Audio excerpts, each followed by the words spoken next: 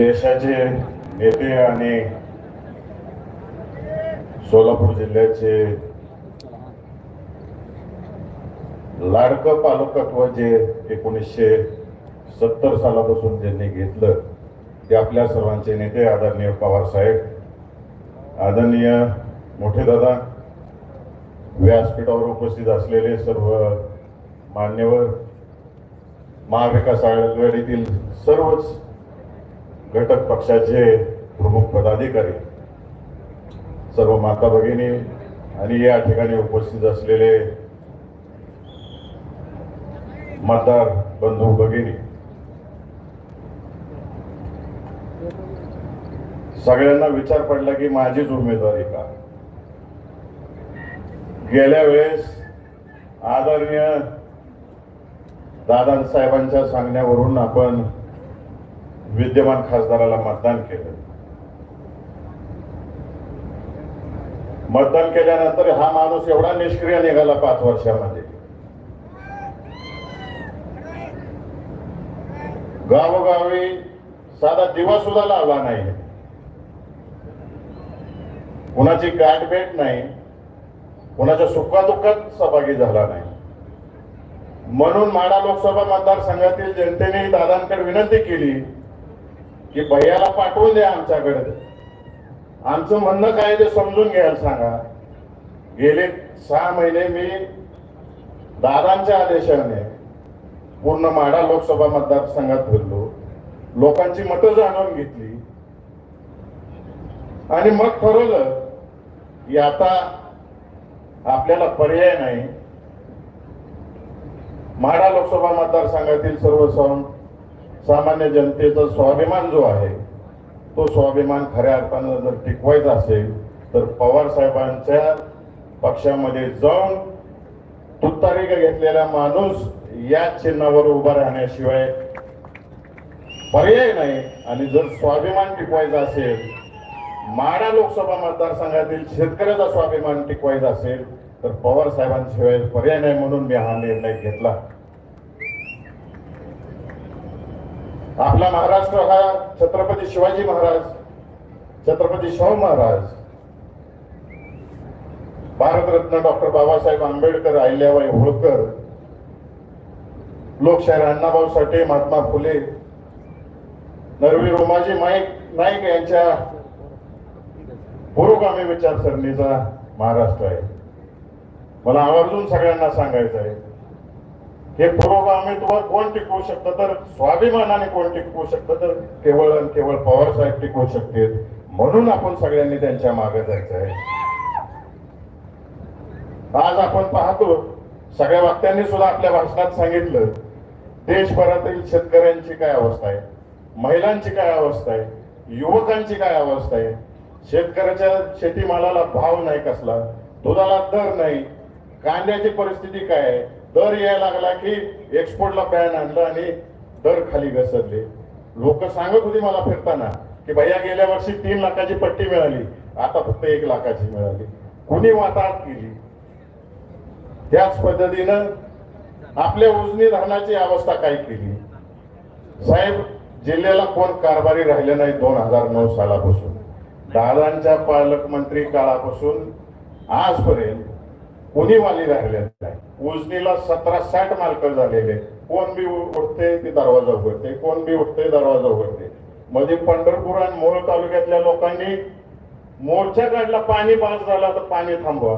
आज परिस्थिती काय आहे. सगळे शेतकरी मला फिरताना सांगत होते, 2004 साली दादा जेव्हा पालकमंत्री होते, वरच्या पुणे जिल्ह्यातून 8 TMC पाणी आणलं आणि दुष्काळाची झळ या सोलापूर जिल्ह्याच्या शेतकऱ्यांना पोहोचून दिली नाही. या पद्धतीचं काम दादांनी केलं. आज एवढी मालकं होऊन बसलेली आहेत या ठिकाणी की पालकमंत्र्यांना काही कळतच नाही. जो तो खालच्या लेवलला निर्णय घ्यायला लागलाय, त्या अधिकाऱ्यांवर दबाव आणतायत आणि पाणी सोडतायत. आदरणीय साहेबांच्या मार्गदर्शनाखाली मला आवर्जून या ठिकाणी सांगायचं आहे, साहेब, महाराष्ट्रातून जवळजवळ 24,000 कंटेनर केळी ही एक्सपोर्ट झाली.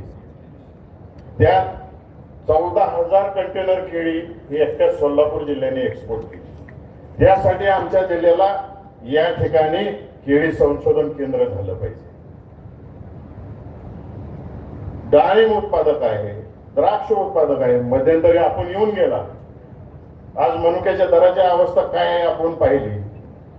आणि हे सगळे जर रांकेला लागायचं असेल तर आपल्या नेतृत्वाखाली आज जी नवीन पिढी सोलापूर जिल्ह्यात उभी राहते, तुमच्या मार्गदर्शनाखाली आम्हाला प्रत्येक विधानसभा मतदारसंघामध्ये शेती प्रक्रिया उद्योग उभा करायचे आहेत आणि इथल्या मुलांच्या हाताला रोजगार मिळेल या दृष्टिकोनातून प्रयत्न करायचा आहे. प्रत्येक तालुक्यात मिनी MIDC झाली पाहिजे आणि त्या मिनी MIDC मध्ये शेती प्रक्रिया उद्योग उभा राहिला पाहिजे. त्यासाठी आपल्या मार्गदर्शनाखाली माझी उमेदवारी आहे.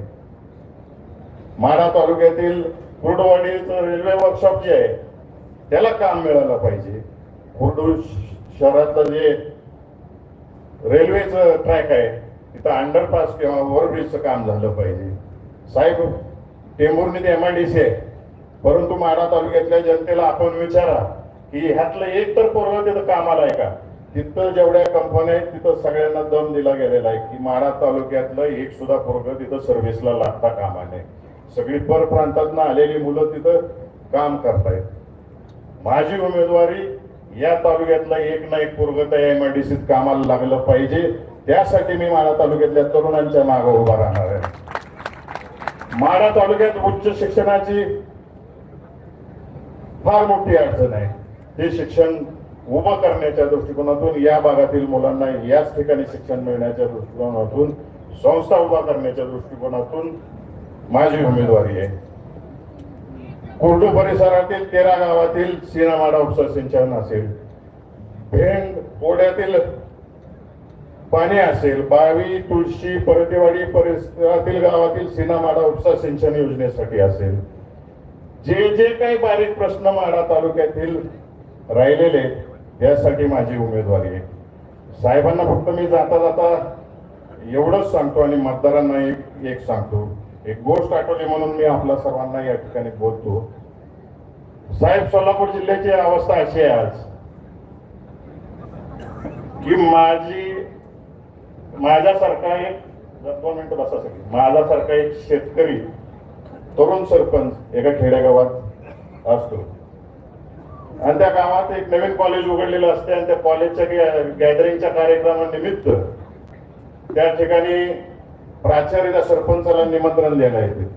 गावचा एक साधा भोळा सरपंच असतो, तरुण असतो, नेहरू शर्ट धोतर घालायची सवय असते त्याला. आणि तिथं तो प्राचार्य आल्यानंतर सरपंचांना म्हणते की संध्याकाळी गॅदरिंग आहे, तुम्ही उद्घाटनाला या. सरपंचाच्या आजूबाजूला कार्यकर्ते बसलेले असतात, त्यात एक फिरकी कार्यकर्ता असतो. म्हणतो सरपंच येते, परंतु सरपंच म्हणतात नाही बाबा, तहसीलदारला घेऊन जावा, व्हिडिओला घेऊन जावा, माझं काय काम आहे तिथं. सगळे आग्रह करतात, सरपंच आमंत्रण स्वीकारतात. आमंत्रण स्वीकारल्यानंतर सगळे जी मंडळी कार्यकर्ते बसलेले असतात ते सरपंचाला म्हणतात, तू काही शर्ट पॅन्ट घालून जाणार काय? ते प्राचार्य कसा आलता बघितला का? शर्ट पॅन्ट बूट घालून आलता. कॉलेजची तरुण बरं आहे, तिथं शर्ट पॅन्टच घालून गेलं पाहिजे. ते तर आयुष्यात कधी शर्ट पॅन्ट घातलेलं नसते. त्या सरपंचाला सगळी कार्यकर्ते मंडळी घेतात, मोंडीमला येतात, शर्ट घेतात, पॅन्ट घेतात, पुन्हा गावाकडे माघारी निघून जाते. गावाकडे गेल्यावर घरी जाते, सरपंच जेवण करते. जेवण केल्यानंतर बायकोला बोलवून घेते खोलीकडे, शर्ट घालून दाखवते, पॅन्ट घालून दाखवते, पॅन्ट थोडी लांब झालेली असते. मग बायकोला सांगतात ही पॅन्ट घ्या, अमुक तंत्रावरती कपाट टीप मारा, कपाटात ठेवून टाका. बायको म्हणते आताच जेवण झाले, मला दोन्ही वांगी करायचे, तुम्ही हे काम तुमच्या मुलीला सांगा. सरपंच मुलीकडे जातात, ती पॅन्ट घे, काप टीप मार, कपाटात ठेव म्हणून सांगते. मुलगी म्हणते तुम्हीच माझ्या विविध गुणदर्शनाच्या कार्यक्रमाला येणार आहे, मला नाटकाचा सराव करायचा आहे, तुम्ही तुमच्या आईंना काम सांगा, आजीला काम सांगा. आजीकडे जाते तर आजीबाई म्हणते मी थकले, तुझं तूच करून घे. बिचारा सरपंच ती पॅन्ट घेते, गडबडीत नादात कापते, टीप मारते, कपाटात ठेवून टाकते. दोन्ही भांडी झाली की बायकोला आठवण होती, नवऱ्यानं काहीतरी काम सांगितले. बायको ती पॅन्ट घेते, कापते, टीप मारते, कपाटात ठेवून टाकते. जरा वेळ झाली की मुलीला आठवण होती. वडील एवढे लाड करतात आपलं, मुलगी सुद्धा पॅन्ट घेते, कापते, टीप मारते, कपाटात ठेवून टाकते.